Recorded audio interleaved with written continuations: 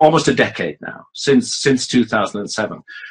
Every year presenting more and more new evidence that can only be interpreted one way, that there was a gigantic series of cosmic impacts very recently, 12,800 years ago, on a scale similar to the impact that destroyed the dinosaurs. It was slightly different in the way that it fell through, but the scale is roughly similar. We're looking at an extinction level event, and this is documented by clear chemical and mineral traces in the soil. There's really a huge amount of evidence in support of this. Now, do all scientists accept that evidence? No, they don't. There's a serious dispute about it. Every single paper that's been published by the team, for example, in the Journal of Geology or the Proceedings of the National Academy of Sciences, has been attacked, and attempts have been made to refute it. And on every single occasion, the team have refuted those refutations.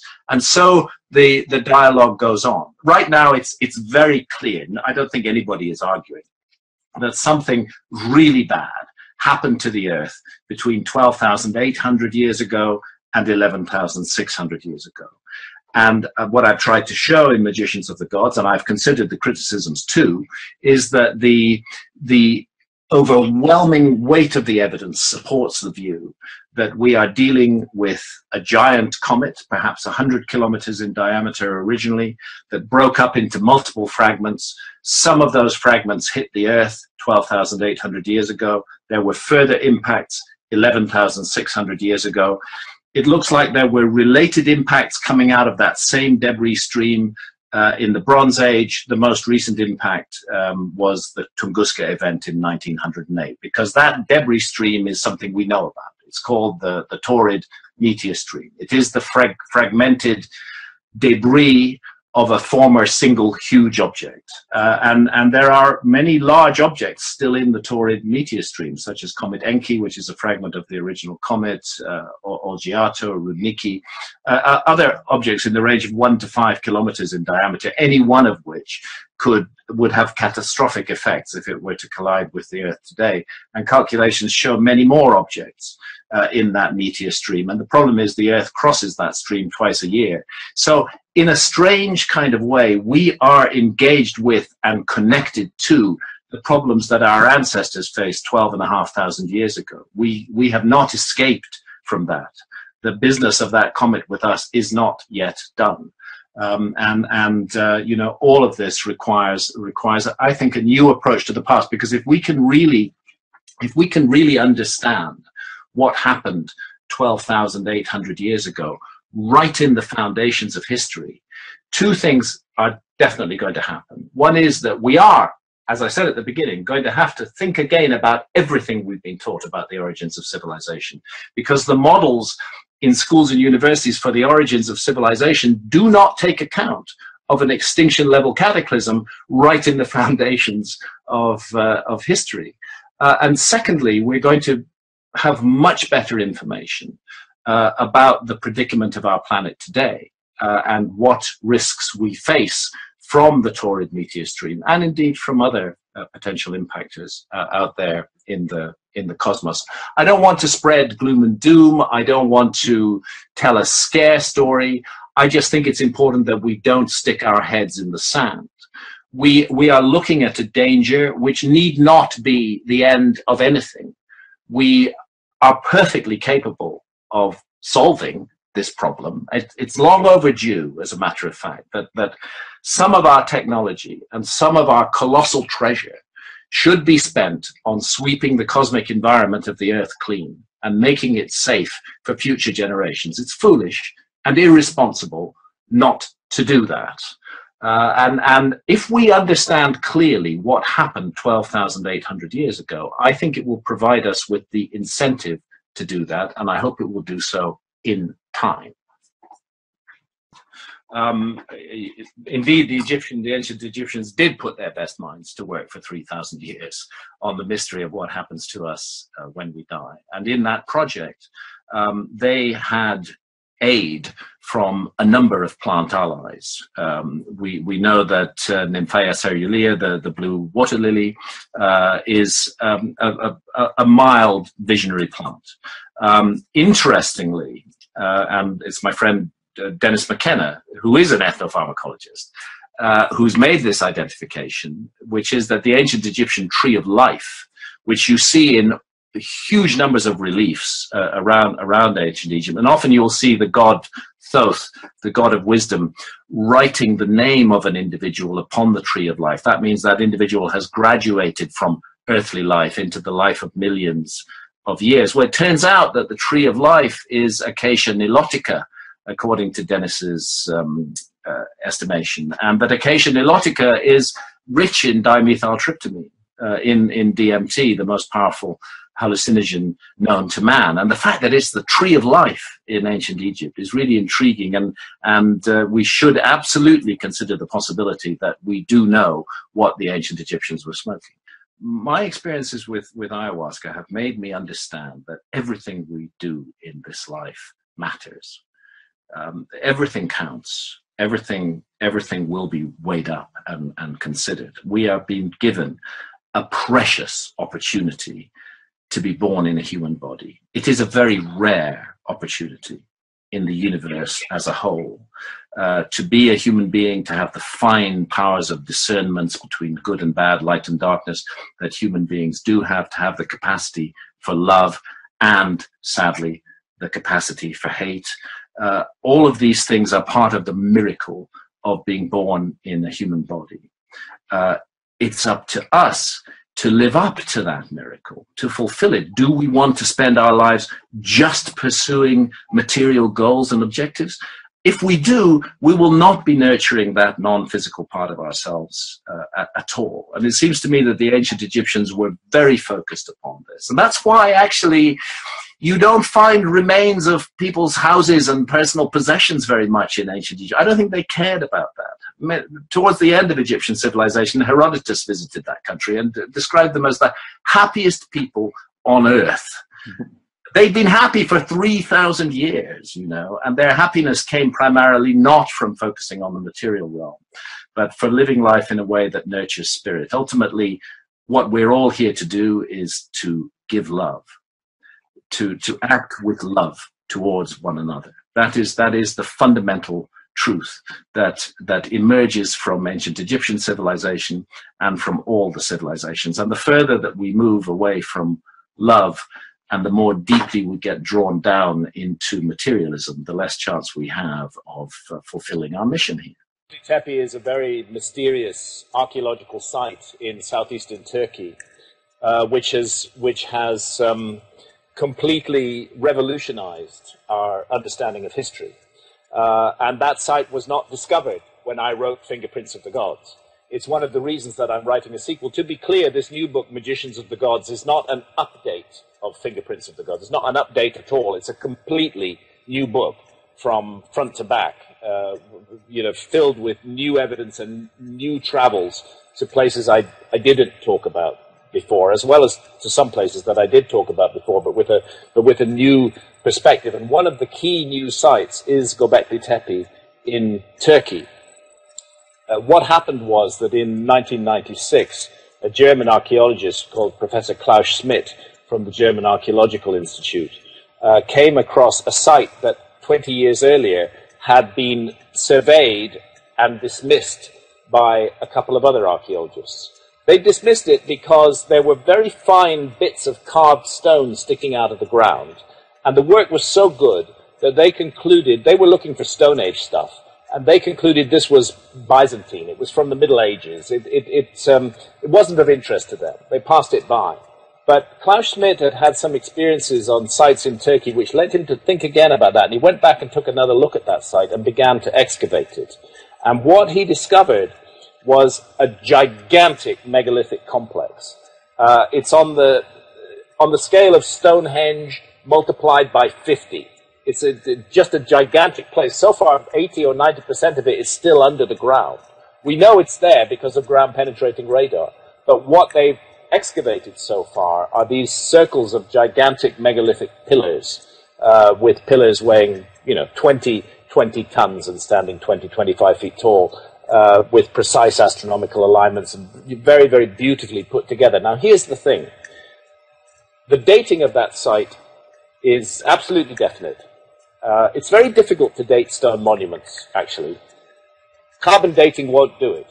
Carbon dating only dates organic materials. So when an archaeologist tells you that we've carbon dated a site, what they mean is that they found a bit of bone or a bit of charcoal which is associated with the stone object, and they've deduced that the stone object is of the same age as that piece of organic material, and that may not be the case. What's special about Göbekli Tepe is that whoever made it, whoever mysterious people made it, 10,000 years ago, they deliberately buried it. They covered it in what appears to be a pot-bellied hill. That's what Göbekli Tepe means in the Turkish language. And for 10,000 years, it remained absolutely untouched by the hand of man, sealed away like a time capsule. That's not true of any other megalithic site. You can go to the megalithic temples in Malta, for example, which are thought to be 5,000 or 6,000 years old, and they've been trapped over by every human culture for thousands and thousands of years. And the dating is actually, in my opinion, very insecure on those sites. We may be being misled by to give falsely young dates by the introduction of later organic materials to those sites. That didn't happen at Göbekli Tepe. And it allows us to say for sure that this site is in the range of 12,000 years old. It may be significantly older than that. Let's see what else comes out of the ground. But what they've got now, we can be absolutely certain, is 11,600 years old. Now, this is, for those who haven't studied archaeology and history, you might think, well, so what? Well, here's what. Stonehenge, famous megalithic site, is less than 5,000 years old. It's 4,500 years old, according to the mainstream chronology. All of the megalithic monuments, famous ones of Europe, whether in Malta or Menorca or in Brittany in France, for example, or in Spain or in Portugal, they're thought to date to that horizon, 5 to 5,500 years old.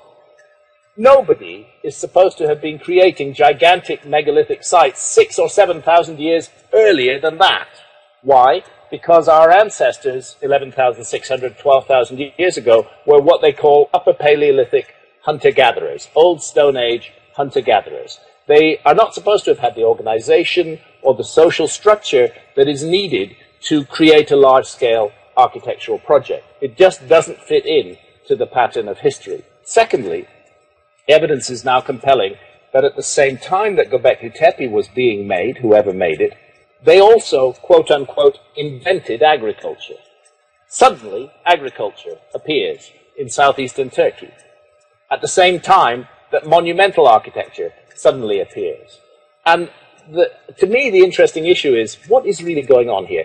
Did a bunch of hunter-gatherers wake up one morning and think, we're just going to create this humongous megalithic site with really, really challenging engineering problems, which we've never encountered before, but we're going to do it brilliantly. And by the way, at the same moment, we're going to invent agriculture. Is that realistic, or are we looking at a transfer of technology? Are we looking at the survivors of a lost civilization who, after a great global cataclysm, settled in Göbekli Tepe and used it as a center of innovation to introduce the notion of settled civilization to the tribes that lived in that area at that time? See, even today, we have a global situation where we have advanced technological cultures coexisting with hunter-gatherer cultures. There are people in the Amazon who don't even know, America exists. They've had no contact with technological society at all. And I believe it was the case 10, 20,000 years ago as well, that there was an advanced civilization on this planet, and that there were hunter-gatherers. And the advanced civilization was destroyed. Now, the second thing that is of great importance in the new book, Göbekli Tepe is one of the reasons. There are many other sites now being discovered that don't fit the paradigm. There's an incredible pyramid site in Indonesia called Gunung Padang, which also features prominently in my book. But more important than that, in a way, is that I have now what I didn't have in 1995, and that's a smoking gun. That is the incredible work that's been done in the last 7-8 years by a large group of scientists. There are more than 28 of them who co-author the papers in journals like the Proceedings of the National Academy of Sciences, or the Journal of Geology, or the monthly notices of the Royal Astronomical Society. And what they've been demonstrating, not without opposition, they have faced opposition from other scientists, but what they've been demonstrating is that our planet was hit by a comet 12,800 years ago. It's taken so long for the evidence for this to come out because there doesn't appear to be an obvious immediate crater. The reason there isn't a crater is the comet broke up into fragments. Some of the fragments were very large, about a mile in diameter, and those large fragments impacted what was then the North American ice cap. North America, roughly from Minneapolis northwards, was covered in ice 2 miles deep. This was the Ice Age, and the impacts were on ice. So the craters were transient. They were formed in 2 mile deep ice. They instantly liquidized that ice. They caused cataclysmic flooding across what are called the channeled scablands of the Columbia Plateau. You can particularly see them in Washington state. And they caused just unbelievable volumes of icy water to be released into the world ocean, disrupting the Gulf Stream when it flew into the Atlantic and the Antarctic Oceans, disrupting the Gulf Stream and changing global climate. Now, geologists have known that something weird happened then. 12,800 years ago is the beginning of a period that geologists call the Younger Dryas. The world appeared to be coming out of the Ice Age, had been for a few thousand years, and then suddenly it goes back into conditions of extreme cold. It now appears that that was because of the comet impacts on the North American ice cap, and that extreme cold resulted from the disruption of ocean circulation. 1,200 years later, 11,600 years ago, the exact date that Göbekli Tepe appears to have been founded, something else happens. The world suddenly reverses its climate again. The Younger Dryas ends. Global climate shoot up by the order of 10 to 15 degrees in a single lifetime. It's extraordinary what happens. Again, the comet explains this. The broad argument is that we're looking at what is called a giant comet, which had originally a diameter of about 150 miles. This giant comet broke into fragments. 12,800 years ago, about 8 of those fragments hit the Earth, and many big fragments and many smaller bits. It was an extinction-level event. This is when the megafauna, the mammoths, the woolly rhinos, the giant beavers, and so on and so forth in North America went extinct. 1,200 years later, the Earth encountered the debris stream of the comet again. This time, the impacts were in ocean. They caused a huge cloud of water vapor to be thrown up into the upper atmosphere and created a dramatic global warming, which resulted in the further climate change that took place at that point. And so we have a period of 1,200 years between 12,800 years ago and 11,600 years ago when a previously undetected extinction-level event on the scale of the event that made the dinosaurs extinct happened. Now, previously, scientists used to think extinction-level events, encounters with asteroids and comets on a large size, are very rare. Of course, we encounter meteors all the time, but they're just harmless little firework displays. The big ones, they used to think they happened like every 100 million years. So archaeologists have not been inclined to take them into account in the story of human history. The discovery of this comet impact totally changes all of that. What we're now having to get to grips with is that just yesterday, in historical terms, right at the beginning of the time when the story of civilization that's told to us by historians and archaeologists seems to begin, right then, just before that, there was this incredible punctuation mark, a global cataclysm on an almost unimaginable scale. And suddenly, all the myths and traditions of a lost civilization, of a golden age, of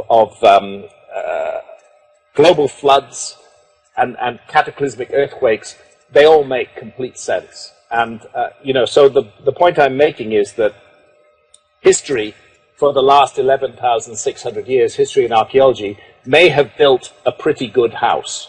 But that house has foundations of sand because they are not taking account of what happened immediately before that. They're not taking account of this extinction level event. So I've written this new book to bring all this evidence, both the archaeological evidence, the mythical evidence, and the evidence concerning the comet, to bring it all together in one place and put it before the general public. And that book's going to be published on the 10th of November 2015 in the United States, earlier in Britain on the 10th of September in Britain, and in Canada on the 3rd of November. But it's all happening in the next few months, and I'm just absolutely nailed to my desk doing the final work on the proofs and the diagrams and the photographs and so on that are going to go in the book. But it's exciting for me to revisit this subject and to do so with completely new evidence.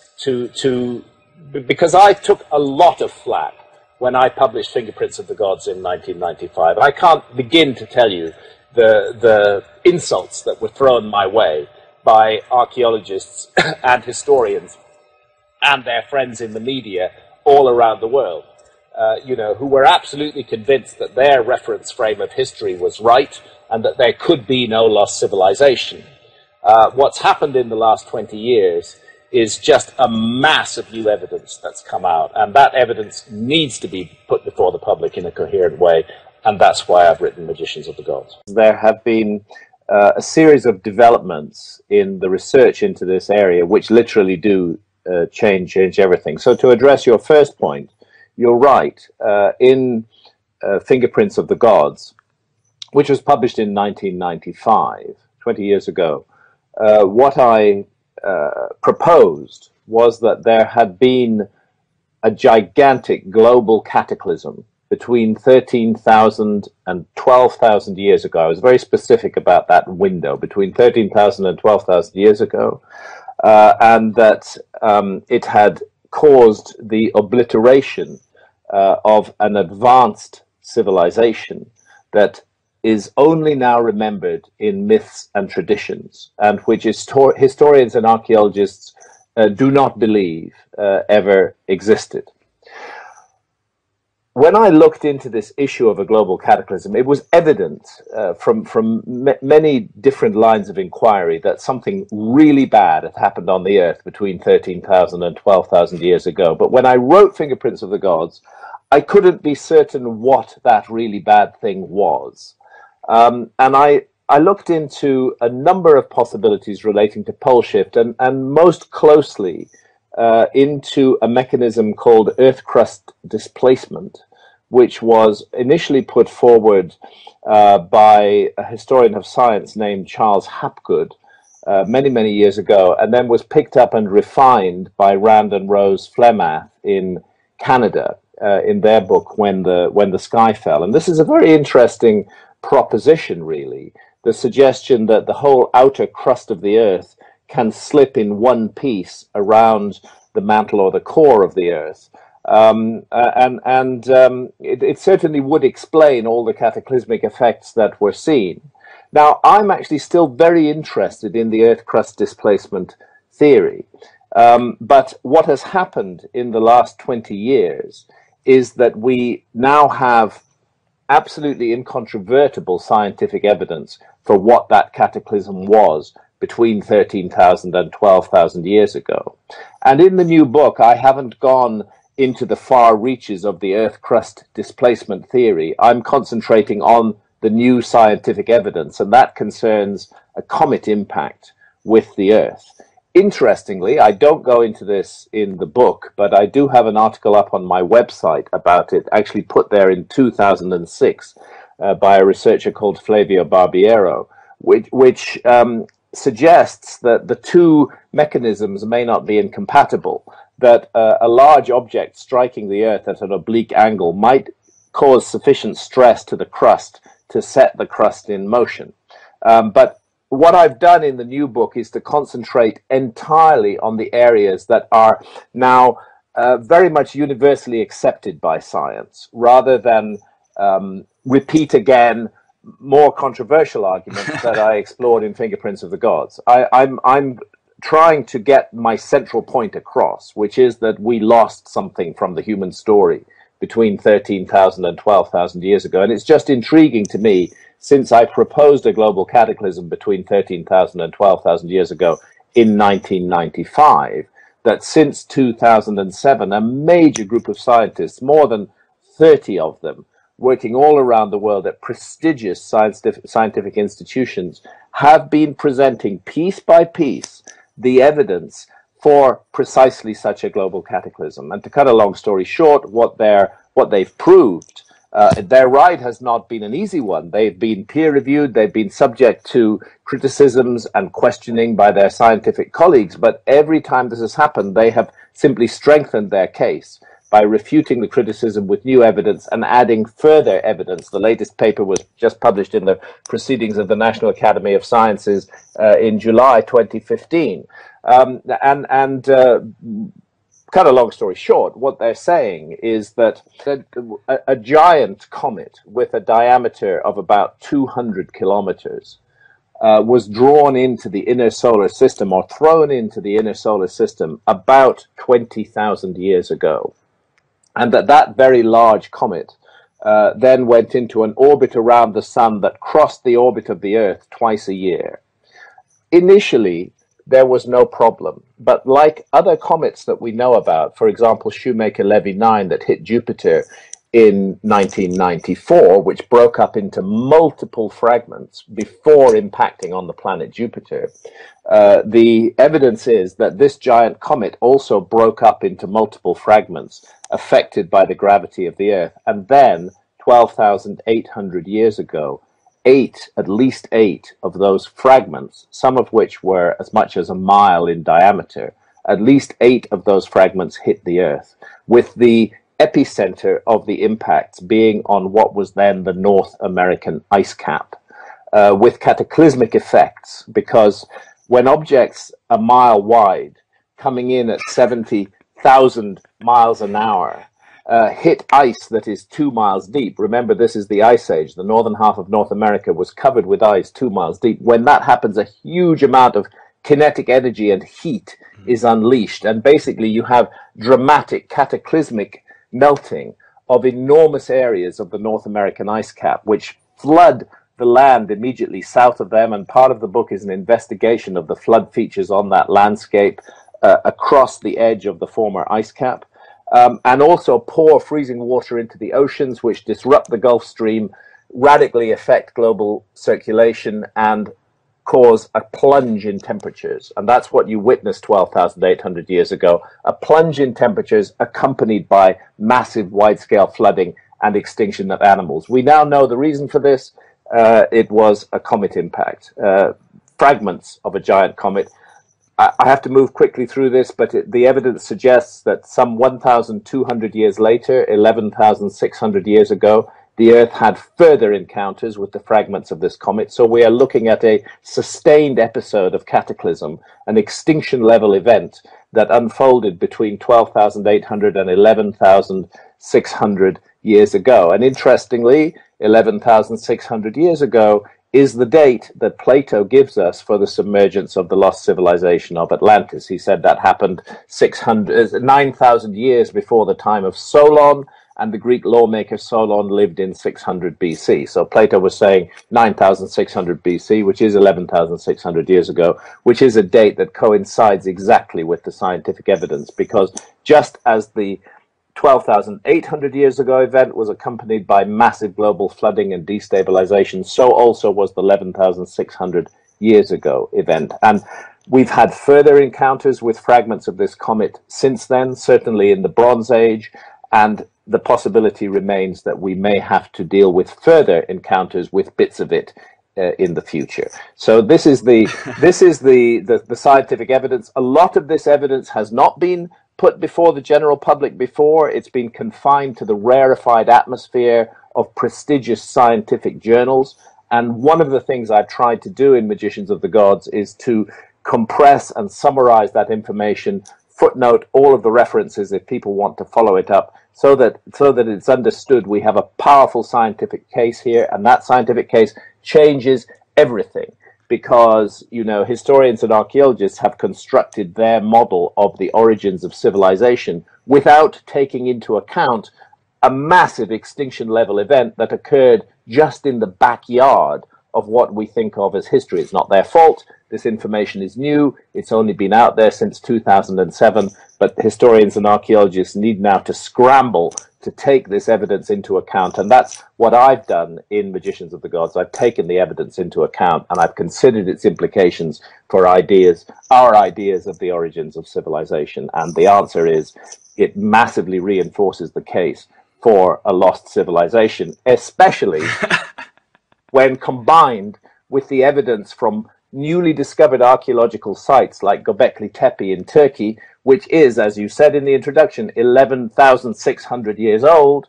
It fits in exactly with that second cataclysm. It's very sophisticated, it's advanced, a megalithic site, much, much larger than Stonehenge, with precise astronomical alignments. It looks to me like the work of the survivors of a lost civilization who went and settled amongst hunter-gatherers and tried to transfer their technology to them, because agriculture starts in the same area of Turkey at the same moment that the megalithic site of Göbekli Tepe is first created and then deliberately buried, not to be found for more than 10,000 years, reopened only in the late 1990s.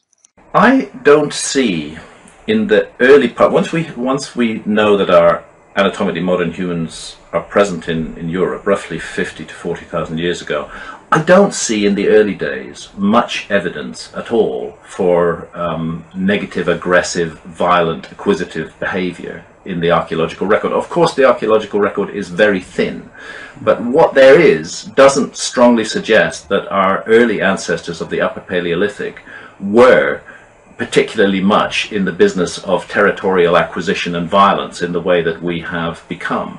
Rather, that this was something that descended upon us over a certain period of time. And that's why the fundamental dilemma in Entangled is what actually happened to the Neanderthals. You know, because this is actually a mystery of prehistory. We don't know what happened to the Neanderthals. We do know that they ceased to exist as a species, and roughly when that happened, although there's some debate as that could be as recently as 24,000 years ago, could be a bit earlier than that. It's just not clear what happened to them. A lot of speculation suggests that our ancestors wiped them out. That they reached a point, having coexisted with them for 20,000 years, that something changed and they turned on the Neanderthals and destroyed them. And that possibility is envisaged in Entangled, but it's left open. It's not certain, and it turns out that this is precisely what the human protagonist, the young woman Rhea, 24,000 years in the story, it turns out precisely that's what her mission to do is, to stop that happening. Mm-hmm. That some kind of karmic burden or debt is laid upon humanity if we do wipe out the Neanderthals. We must not do that. And right now, it's unobserved, it's unclear what happened. And one of the, I suppose, the radical ideas in Entangled is that that which has not been observed in the past may be changed, that it's fluid, that it's not certain what it was. And so we find ourselves set in this period of 24,000 years ago when a demonic army of furious and violent humans is actively seeking to destroy the Neanderthals, and they're led by a demon in human form who gains his psychic charge from destroying goodness. That's why he wants to wipe out the Neanderthals, and they're misled in the direction of doing this. That is happening, and that's precisely when Rhea is injected into the story, and her mission is to stop that happening. So ultimately we will learn, and I'm giving away later aspects of the story because there's a second volume of Entangled to come, that the annihilation of the Neanderthals by anatomically modern humans is stopped, and that they die out for a completely other reason, which does not incur a karmic burden on the human race. What I did feel, as we look at the archaeological record, as we come down through the thousands of years, is that something does change in human behavior. That we start out in the Upper Paleolithic 50,000 years ago or so with no evidence of violence, but by the time you get into the Neolithic, we're a pretty horrific lot. And something has entered the human psyche that didn't seem to have been there before, and that's where I think it's interesting to speculate about the possibility of dark and negative influences at the spiritual level, and positive and benign influences, and the human dilemma always is the dilemma to choose between the two.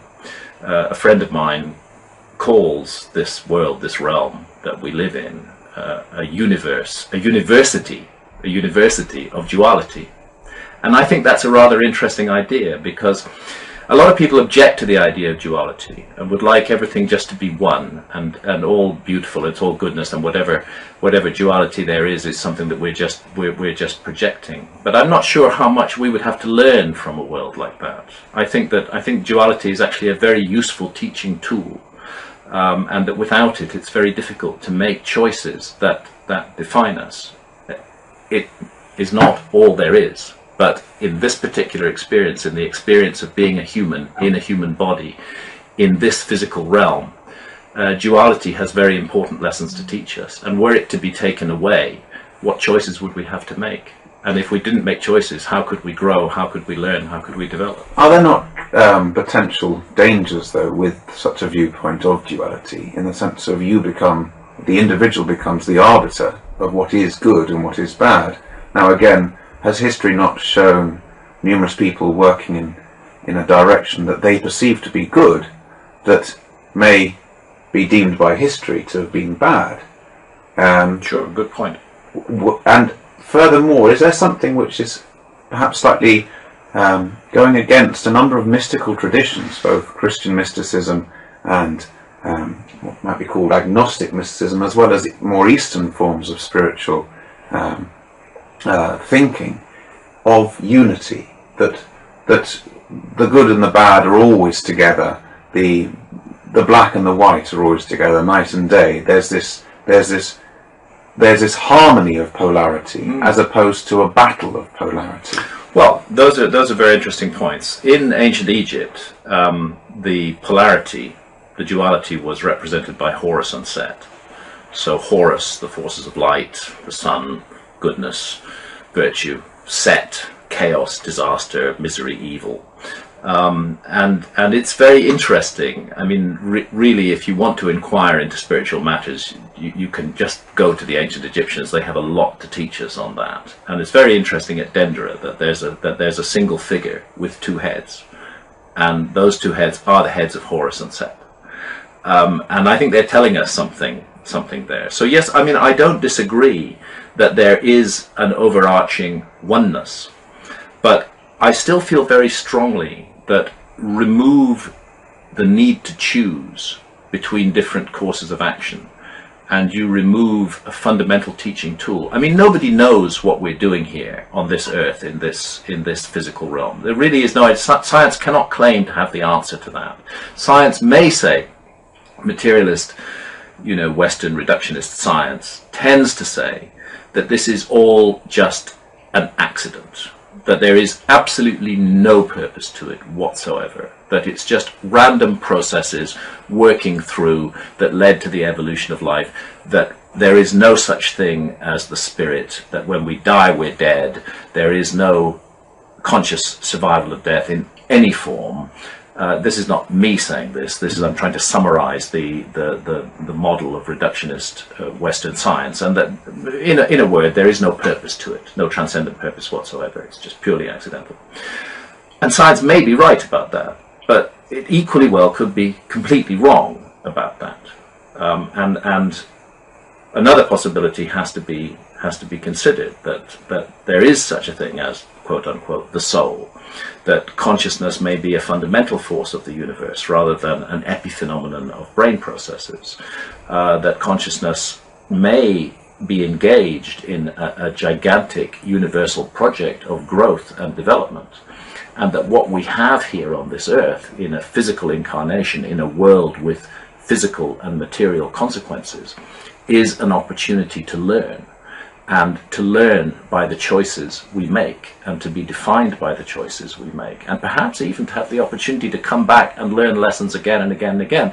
After all, many wise ancient cultures say that. They say that we do reincarnate, we do come back again and again, and that there's a project going on, there's a reason for that. And if that were the case, then I can see a tremendous value to duality and to the need to make these choices. And yes, it's true that what may be evil for one culture may be regarded as good by another culture.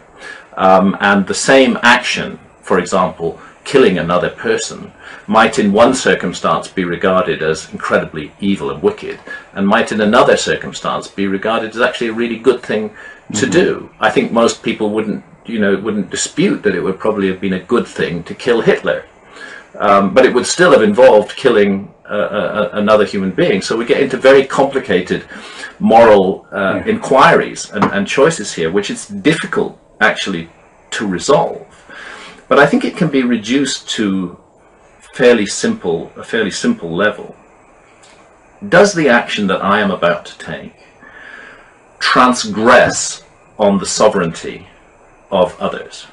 Does the action that I am about to take add even one iota to the misery in the world? Or does it reduce it? And I think if we ask ourselves those questions, then what is good and what is evil become a little clearer to define. So in the Hitler case, you could say, that if someone had actually put a bullet through his head in 1937, they would indeed have killed a fellow human being, but they would have prevented on the sovereignty of millions of human beings as a result of that.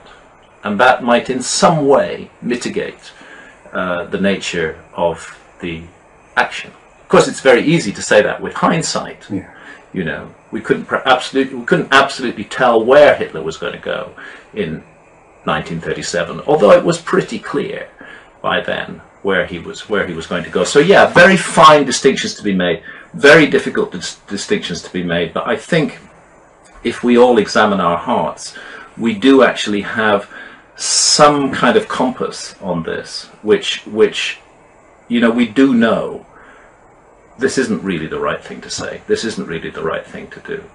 That voice is there, and I'm not sure that it's entirely culturally constrained.